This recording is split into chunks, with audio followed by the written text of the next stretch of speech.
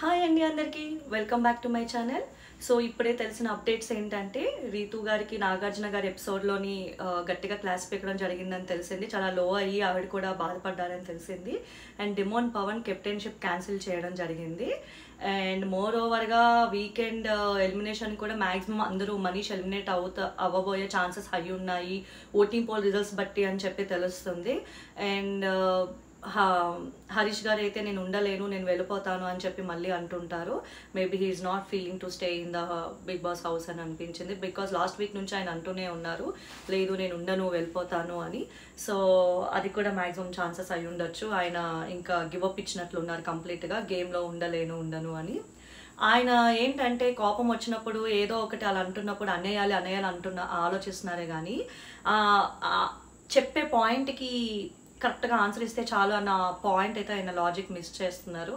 అరిస్తేనే గేమ్లో ఉంటాము, నామినేషన్స్ అంటేనే అరవాలి, అరిస్తేనే అది పోర్ట్రే అవుతుంది అన్న ఆలోచనలో ఉంటున్నారు. So which is not correct for nominations అని నేను అంటాను.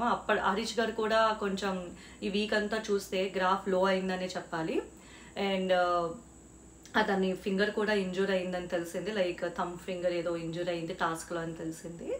అండ్ ఇమాన్యువల్ని పొగుడుతుంటారనమాట, లైక్ చాలా బెస్ట్ చేశారు, చాలా బెస్ట్ ఇచ్చారు, ప్రాపర్గా ఆడారని చెప్పి పొగుడుతారు నాగార్జున గారు.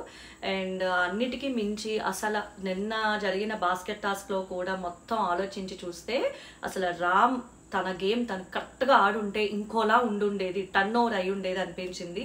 రామ్ గారు సరిగ్గా ఆడలేదు నన్ను అడిగితే. అతను ఎందుకు అట్లా కామ్ అయిపోయారో, ఎందుకు అట్లా చేతులు వెనక్కి కట్టుకొని నించున్నారో తెలియలేదు. అతను కానీ కరెక్ట్ పాయింట్ పెట్టుండి మాట్లాడాల్సినప్పుడు మాట్లాడి ఆడాల్సినప్పుడు ఆడుంటే ఇంకోలా ఉండుండేది. బట్ అట్లీస్ట్ ఇప్పుడైనా రామ్ రిలీజ్ అవ్వాలి, ఇది కాదు ఇలాగా ఆడాల్సింది మాట్లాడాల్సిందే అని చెప్పి ఆయన తెలియాలి. And coming back to Ritu's topic, అసలు తెలిసిందే రీతు గారు అయితే కంప్లీట్ సెల్ఫిష్ గేమ్ ఆడినట్టే, అది అన్ని లెక్కలా తెలుస్తుంది. ఆవిడకి డిమోన్ పవన్ కెప్టెన్ అవ్వాలి అని చెప్పి గట్టిగా అనుకున్నారో లేదా అలా జరిగిందో తెలియదు కానీ సెల్ఫిష్గా గేమ్ ఆడారని అయితే క్లియర్గా కనిపించింది. ఇప్పటి నుంచి అయినా రీతు గారు తెలుసుకొని బయటికి ఎలా వెళ్తుందో ఒక క్యాలిక్యులేట్ చేసుకొని ఆవిడ ప్రాపర్గా ఈసారి నుంచైనా తెలివిగా వెళ్తే ఇంకా బాగుంటుందని అనిపించింది. అండ్ బికాజ్ రీతు గారు, తనూజ గారు, ఇమాన్యువల్ ఎంత క్లోజ్ ఫ్రెండ్సో ఇప్పుడు ఆవిడ కంప్లీట్ సెపరేట్ అయిపోయి డిమాన్ పవన్తో, కళ్యాణ్ గారితో ఇట్లా సెపరేట్ గ్రూప్తో ఉంటున్నట్లు అనిపించింది. అండ్ ఓనర్స్ కూడా ఇంకా మంచిగా గేమ్ ఆడితే ఇంకా బాగుంటుంది. అండ్ శ్రీజ గారికి, ప్రియా గారికి కూడా చూడాలి నాగార్జున గారు ఏమంటారో. నాకు తెలిసిన ఇన్ఫర్మేషన్ ఇదనమాట. These are the latest updates. Don't forget to like, share and subscribe for more Bigg Boss updates. Thank you.